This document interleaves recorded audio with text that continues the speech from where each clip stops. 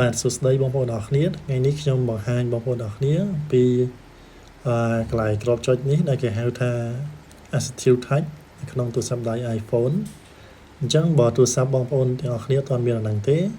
បងប្អូនចូលទៅកាន់ setting មកហើយបងប្អូន scroll មកពាក្យ accessibility នេះកន្លែងនេះបងប្អូនហើយបងប្អូនជ្រើសយកពាក្យ touch ហើយកន្លែងនេះកន្លែង Assistive Touch នេះបងប្អូនបើសិនជាធម្មតាអត់ទាន់មានទេគឺ off ចេះគឺអត់មានទេបងប្អូនហើយបើបងប្អូនចុច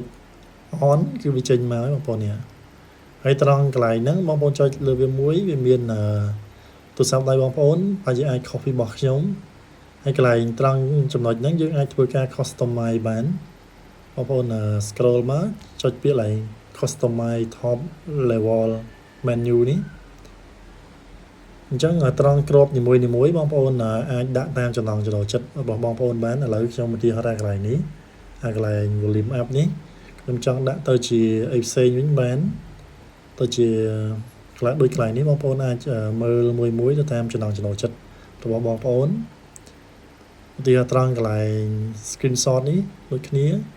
បងប្អូនអាចកែវាទៅដាក់ lock screen ឬក៏អីផ្សេងវិញmute